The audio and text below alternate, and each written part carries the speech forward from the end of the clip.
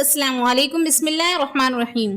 اسلام قبول کرنے سے کئی سال پہلے حضرت عمر بن خطاب رضی اللہ عنہ ایک دفعہ تجارتی قافلے کے ساتھ مال لے کر مکہ سے شام گئے۔ قافلے میں قریش کے کئی اور بڑے بڑے سردار بھی شامل تھے۔ یہ قافلہ شام کی سب سے بڑے شہر دمشق اور وہاں اپنا مال بیچ کر مکہ واپس روانہ ہوا۔ تھوڑا سا فاصلہ طے کرنے پر حضرت عمر رضی اللہ عنہ کو یاد آیا کہ ان کی ایک رشتہ دار خاتون نے انہیں کچھ سونا دیا تھا کہ اسے بیچ کر اس کے لیے کچھ کپڑے وغیرہ لیتی آئیں۔ انہوں نے اپنے قافلے کے ساتھیوں سے کہا کہ فلاں عورت کا کام کرنے واپس دمشق جا رہا ہوں، کوشش کروں گا کہ یہ کام کر کے جلدی واپس آ جاؤں۔ حضرت عمر رضی اللہ عنہ دمشق واپس گئے تو بازار بند ہو چکے تھے۔ مجبوراً وہ ایک مسافر خانے میں ٹھہرے اور سو گئے۔ تھوڑی دیر کے بعد اللہ کا ایک بندہ مسافر خانے میں آیا۔ اس نے حضرت عمر رضی اللہ عنہ کو جگایا اور اپنے ساتھ اپنے گھر لے آیا۔ یہ بات واضح نہیں تھی کہ وہ شخص حضرت عمر رضی اللہ عنہ کو پہلے سے جانتا تھا یا ان کے والد خطاب سے ان کی واقفیت تھی۔ انہوں نے حضرت عمر رضی اللہ عنہ کی بڑی خاطر مدارات کی۔ کھانا کھلا کر تو وہ سو گئے۔ ان کا میزبان رات بھر عبادت کرتا رہا۔ صبح کو حضرت عمر رضی اللہ عنہ بیدار ہوئے تو ان کے میزبان نے کہا کہ اکیلے بازار مت جانا، بازار میں لٹیرے اکثر مسافروں کو لوٹتے رہتے ہیں، اس لیے میرے ساتھ چلنا۔ یہ کہہ کر وہ سو گیا کیونکہ رات بھر وہ جاگ رہا تھا۔ حضرت عمر رضی اللہ عنہ اسے جگانا مناسب نہ سمجھا اور اکیلے ہی بازار چلے گئے۔ ابھی بازار کھلا بھی نہیں تھا، وہ بازار کو کھلنے کا انتظار کرنے لگے۔ کچھ دیر کے بعد ایک عیسائی پادری اپنے نوکروں کے ساتھ آیا اور حضرت عمر رضی اللہ عنہ کی طرف اشارہ کر کے اپنے نوکروں کو حکم دیا کہ اس شخص کو پکڑ لو، یہ گرجے کا کام بہت اچھی طرح کر لے گا۔ اس زمانے میں حضرت عمر رضی اللہ عنہ بڑے تن و من پہلوان تھے۔ پادری کے نوکروں نے اس کو پکڑ لیا اور ایک پرانے گرجے میں لے گئے۔ پادری نے ان کو ایک ہتھوڑا دیا اور اس کو گرجے کی ایک دیوار توڑنے پر لگا دیا۔ معلوم ہوتا تھا کہ وہ اس جگہ پر ایک نئی گرجا بنوانا چاہتا تھا۔ حضرت عمر رضی اللہ عنہ دن بھر کام کرتے رہے۔ کہیں شام کو جا کر چھٹی ملی، وہ تھکے ہارے واپس مسافر خانے میں آ کر بیٹھے۔ پہلے ہی دن والا نیک آدمی پھر آیا اور اس نے پھر پوچھا کہ آپ کدھر چلے گئے تھے؟ حضرت عمر رضی اللہ عنہ نے انہیں سارا قصہ سنایا۔ وہ شخص آج بھی ان کو اپنے گھر لے گیا اور ان کی بڑی خاطر مدارت کی اور انہیں تاکید کی کہ کل بازار جاتے وقت مجھے ساتھ لے جانا۔ اس کے بعد وہ عبادت میں مشغول ہو گیا اور حضرت عمر رضی اللہ عنہ سو گئے۔ دوسرے دن حضرت عمر رضی اللہ عنہ بیدار ہوئے تو انہوں نے نیک میزبان کو سوتے پایا۔ انہوں نے اب کی بار بھی انہیں جگانا مناسب نہ سمجھا اور اکیلے ہی بازار چلے گئے۔ اتفاق سے پھر وہی پادری نے اپنے نوکروں کے ساتھ آیا اور حضرت عمر رضی اللہ عنہ کو پکڑ کر ساتھ لے گیا۔ ان کو غصہ تو بہت آیا لیکن کیا کرتے، غیر ملک میں وہ اکیلے تھے اور کوئی ہتھیار بھی پاس نہ تھا۔ دوسری طرف پادری کے ساتھ 7-8 نوکر تھے اور وہ سب ہتھیار لیے تھے۔ پہلے دن کی طرح ہی حضرت عمر رضی اللہ عنہ گرجے کی دیوار توڑتے رہے۔ جب دھوپ تیز ہوئی تو پادری اور اس کے نوکر انہیں کام میں مشغول دیکھ کر چلے گئے۔ حضرت عمر رضی اللہ عنہ دیوار کے سائے میں دم لینے کے لیے بیٹھ گئے۔ اتنے میں وہ پادری گھوڑے میں سوار چپکے سے آیا اور حضرت عمر رضی اللہ عنہ کے سر پر نیز ضرب لگائی۔ کہا کہ ہم سب گھر گئے تو تم نے کام ہی چھوڑ دیا۔ اب حضرت عمر رضی اللہ عنہ کو صبر کو تاب نہ رہی۔ انہوں نے ادھر ادھر نگاہ دوڑائی، ہر طرف سناٹا تھا۔ انہوں نے پادری کو گھوڑے سے کھینچ کر نیچے کر لیا اور اس کے سر پر ہتھوڑے مارنا شروع کر دیا۔ وہ بہت چیختا چلایا لیکن اس کی مدد کے لیے کوئی نہیں پہنچا۔ حضرت عمر رضی اللہ عنہ نے ٹوٹی دیوار کا ایک بھاری ٹکڑا اٹھا کر اس کے سر پر دے مارا۔ وہ پہلے ہی زخمی تھا، اب اس نے دم دے دیا۔ اس کو مرتے دیکھ کر حضرت عمر رضی اللہ عنہ تیزی سے بھاگ کھڑے ہوئے اور جس راستے سے دمشق آئے تھے وہ راستہ چھوڑ کر ایک دوسرے راستے پر چل پڑے۔ شہر کافی دور انہیں ایک خچر پر سوار ایک رومی ملا جو روم سے تعلق رکھتا تھا۔ وہ ان کے ساتھ چلنے لگے، وہ کچھ باتیں کرنے لگا لیکن حضرت عمر رضی اللہ عنہ ان کی زبان سمجھتے تھے نہ ہی ان کی زبان سمجھ پائے۔ اس نے یکایک اپنی تلوار پر ہاتھ ڈالا۔ حضرت عمر رضی اللہ عنہ سمجھ گئے کہ وہ ان پر وار کرنا چاہتا ہے۔ انہوں نے فوراً ہی خچر سے انہیں کھینچ لیا اور اس پہ تلوار چھین کر ایک ہی وار میں اس کا کام تمام کر دیا۔ پھر آپ خچر میں سوار ہو کر آگے چلے۔ اس کے بعد کیا ہوا اس کا حال خود حضرت عمر رضی اللہ عنہ نے اس طرح بیان کیا ہے کہ اس جگہ سے روانہ ہو کر میں ایک گرجے میں پہنچا جہاں عیسائیوں کی ایک جماعت رہتی تھی۔ میں گرجے کے اندر داخل ہوا تو گرجے میں رہنے والے سب لوگ میرے ارد گرد جمع ہو گئے اور مجھ سے میرے حالات کے بارے میں پوچھنے لگے۔ پھر وہ اپنے پادری کے پاس مجھے لے گیا۔ پادری مجھے نہایت غور سے دیکھنے لگا اور اس کے بعد کہنے لگا کہ ایسا معلوم ہوتا ہے کہ تم کسی چیز کے خوف میں ہو۔ کہا کہ تم نے کیسے اندازہ لگایا کہ مجھے کسی چیز کا خوف ہے؟ اس نے میرے سوال کو ڈال دیا اور کہا کہ آپ جب تک چاہیں یہاں ٹھہریں، آپ کو یہاں کسی قسم کا کوئی خطرہ نہیں، آپ ہماری حفاظت میں ہیں۔ پھر اس پادری نے مجھے اپنے گھر میں مہمان کی طرح رکھا اور میری نہایت ہی خاطر مدارت کی، اور پھر پوچھا کہ آپ کون ہیں؟ میں نے اسے بتایا کہ میں مکے کے رہنے والا ہوں اور قبیلہ قریش سے تعلق رکھتا ہوں، تجارتی قافلے کے ساتھ شام آیا تھا، تجارت کا مال بیچنے کے بعد ایک ضروری کام کے لیے مجھے اپنے قافلے سے جدا ہو کر واپس دمشق جانا پڑا۔ اب میں اپنے وطن واپس جا رہا ہوں اور راستہ بھٹک کر یہاں آ نکلا۔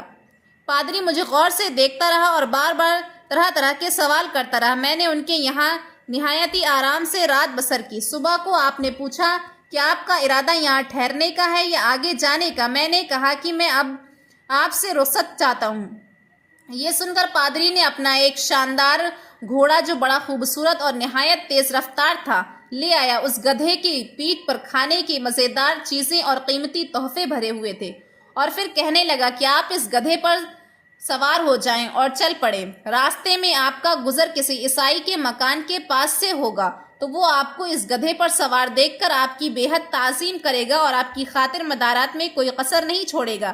یہ کہہ کر پادری نے میرا ہاتھ پکڑا اور تنہائی میں کہنے لگا کہ اے عمر، آپ پر میرا حق واجب ہو گیا۔ میں نے کہا بے شک۔ اس نے کہا آپ کا تعلق اس مغز قوم سے ہے، میری آپ سے ایک عرض ہے کہ میں نے کہا کہ آپ بیان کریں، لیکن حیرت کی بات ہے کہ آپ جیسا بڑا آدمی مجھ جیسے پریشان حال مسافر سے کیوں اس عرض کر رکھتا ہے؟ اس نے بڑے یقین بھرے لہجے میں کہا کہ سنیں، میں ایک ایسا آدمی ہوں جسے اللہ نے آسمانی کتابوں کا علم عطا کیا۔ میں نے آپ کی ذات میں بہت سی ایسی نشانیاں دیکھی ہیں جو یہ ظاہر کرتی ہیں کہ جب ایک مقررہ مدت پوری ہو جائے گی تو حالات میں زبردست تبدیلی آئے گی۔ اس وقت آپ ہمارے ملک کے حاکم بن جائیں گے اور یہاں کے سب شہروں میں آپ ہی کے حکم چلے گا۔ اس کے بعد پادری نے اپنی جیب سے دوات، قلم اور کاغذ نکال کر کہا کہ میری عرض یہ ہے کہ آپ اس کاغذ پر لکھ دیں کہ اس گرجے پر کسی قسم کا کوئی موصول لاگو نہیں کیا جائے گا۔ میں نے حیران ہو کر پادری سے کہا آپ مجھ سے مذاق تو نہیں کر رہے ہیں؟ اس نے کہا کہ قسم ہے اس ذات کی جس نے عیسیٰ علیہ السلام پر انجیل نازل فرمائی، میں جو کچھ کہہ رہا ہوں وہ بالکل سچ ہے۔ آپ مہربانی کریں اور میری درخواست قبول فرمائیں۔ میں نے پادری کی باتوں کو اس کا وہم سمجھ لیا۔ جیسے اس نے کہا میں نے اسی طرح کاغذ پر لکھ کر اسے دے دیا۔ اس کے بعد گدھے پر سوار ہو کر چل پڑا۔ راستے میں مجھے کئی جگہ پر عیسائیوں کی جماعتیں ملی۔ انہوں نے مجھے ایک پادری کے گدھے پر سوار دیکھ کر میری بڑی خاطر مدارات کی۔ میں اس طرح جگہ جگہ عیسائیوں کا مہمان بنتا تبوک پہنچ گیا۔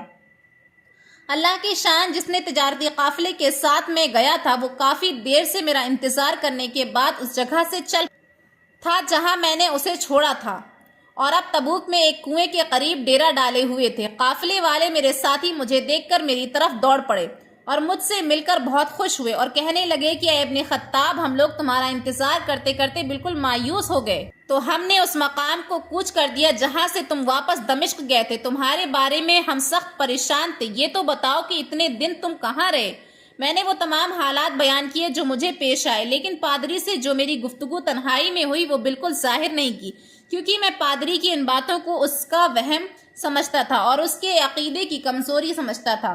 قریش کے ایک سردار ابو سفیان بھی اس قافلے میں شامل تھے۔ انہوں نے مجھ سے اس شاندار گدھے پر سوار دیکھ کر کہا ارے تم لوگ اس نوجوان کے اقبال مندی تو دیکھو، اسے کسی ایسے میدان میں چھوڑ دیا جائے جہاں نہ پانی ہو نہ سبزہ، پھر بھی اسے رزق مل جائے گا۔ پادری نے رخصت کرتے وقت مجھ سے کہا تھا کہ جب میں اپنے ساتھیوں کے پاس پہنچ جاؤں اور گدھے کی ضرورت نہ رہے تو اس کی رسی کو مضبوطی سے باندھ کر گدھے کی اسی جگہ پر چھوڑ دو۔ لہٰذا میں نے ایسا ہی کیا۔ یہ دیکھ کر ابو سفیان نے کہا کہ ارے تم نے کیا کر دیا؟ گدھے کو اسی جگہ پہ چھوڑ دیا جہاں پہ چور و چکے اور درندے اکثر گزرتے رہتے ہیں۔ میں نے کہا کہ ہاں، اس کے مالک نے مجھے ایسا ہی کرنے کی ہدایت کی تھی، وہ اس کی عادتوں سے زیادہ واقف ہے۔ اب وہ اس کی جگہ گدھے والے کنویں کے نام سے مشہور ہو گئی۔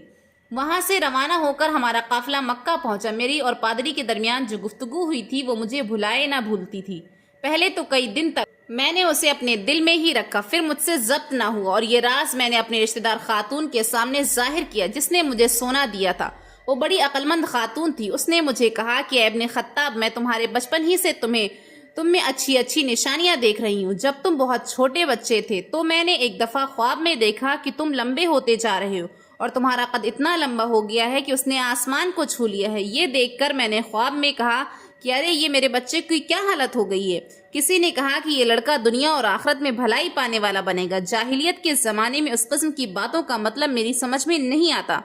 مکہ میں ایک شخص اہل کتاب یعنی یہود و نصارہ میں سے تھا جو بہت گمنام تھا۔ عام لوگ تو اس سے واقف بھی نہیں تھے، لیکن قریش کے کچھ سردار اس کو جانتے تھے اور اس کی بہت عزت کرتے تھے۔ ایک دن دوپہر کے وقت اس کے یہاں گیا کہ میں اپنے چند باتیں کرنا چاہتا ہوں اور چاہتا ہوں کہ آپ ان کو اپنے دل میں راز بنا کر رکھیں اور کسی کے سامنے ظاہر نہ کریں۔ اس نے ایسا کرنے کا وعدہ کیا تو میں نے اپنے سفر کے تمام واقعات اس کے سامنے بیان کر دیے اور اپنے رشتہ دار خاتون کے خواب کا بھی ذکر کر دیا۔ جب میں نے اپنی گفتگو ختم کر چکا تو اس نے کہا کہ ابن خطاب جس کو تم نے مقتول کی معافی کا لکھ کر دیا تھا وہ اس زمانے میں عیسائیوں کا سب سے بڑا عالم ہے۔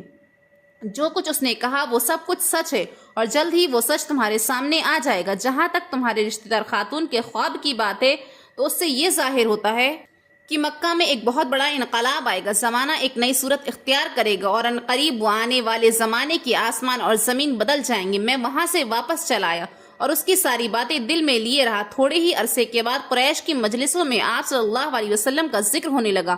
یہ لوگ اس بات پر چڑھتے تھے کہ محمد صلی اللہ علیہ وسلم اپنے آپ کو اللہ کا رسول کہتے ہیں، لوگوں کو بتوں کی پوجا کرنے سے روکتے ہیں اور ایک اللہ کی عبادت کرنے کو کہتے ہیں۔ جلد ہی اللہ تعالیٰ نے اسلام کو ظاہر کر دیا اور مجھے یقین ہو گیا کہ حالات وہی صورت اختیار کر رہے ہیں جس کی طرف آسمانی کتابوں کی علمی شام کے پادری نے اشارہ کیا تھا۔ نبوت کے 6 سال حضرت عمر رضی اللہ عنہ نے اسلام قبول کر لیا اور رسول اللہ صلی اللہ علیہ وسلم کے جانثار ساتھی بن گئے۔ 11 ہجری میں آپ صلی اللہ علیہ وسلم نے اس دنیا سے پردہ فرمایا تو حضرت ابوبکر صدیق رضی اللہ عنہ مسلمانوں کے پہلے خلیفہ بنے۔ 13 ہجری میں انہوں نے وفات پائی تو حضرت عمر رضی اللہ عنہ خلیفہ بنے۔ ان کے سفر نامے کی روایت کرنے والے راوی کا بیان ہے کہ حضرت عمر فاروق رضی اللہ عنہ اپنی خلافت کے زمانے میں شام تشریف لے گئے تھے تو ایک بہت ہی بوڑھا آدمی تھا جس کے بال برف کی طرح سفید ہو چکے تھے۔ عیسائیوں کی ایک جماعت کے ساتھ ان کی خدمت میں حاضر ہوا اور عرض کیا کہ اے امیر المومنین کیا آپ مجھے جانتے ہیں؟ حضرت عمر رضی اللہ عنہ نے فرمایا کہ اگر آپ شام کے فلاں نگر سے پادری ہیں تو میں آپ کو پہچانتا ہوں۔ اس نے کہا جی ہاں میں وہی پادری ہوں۔ حضرت عمر فاروق رضی اللہ عنہ نے فرمایا کہ میں نے آپ سے لکھ کر جو عہد کیا تھا آج بھی قائم ہے۔ اللہ تعالیٰ نے اپنے رسول کے ذریعے ہمیں عزت بخشی، انہوں نے ہمیں اللہ کے پسندیدہ دین میں اسلام کی طرف دعوت دی اور ہم نے یہ قبول کی۔ آپ ہی نے مجھے ان باتوں سے آگاہ کیا تھا، اب آپ کو کون سی چیز اسلام قبول کرنے سے روکتی ہے؟ بوڑھے پادری نے اسی وقت اپنے ساتھیوں سمیت کلمہ پڑھ کر اسلام کی دولت حاصل کر لی۔ اللہ تعالیٰ ہم سب کو قلب سلیم عطا فرمائے اور قرآن و حدیث پر چلنے کی توفیق عطا فرمائے۔ اگر آپ کو ویڈیو پسند آئی تو پلیز ہمارے چینل کو لائک اینڈ سبسکرائب کیجیے گا۔ اوکے، اللہ حافظ۔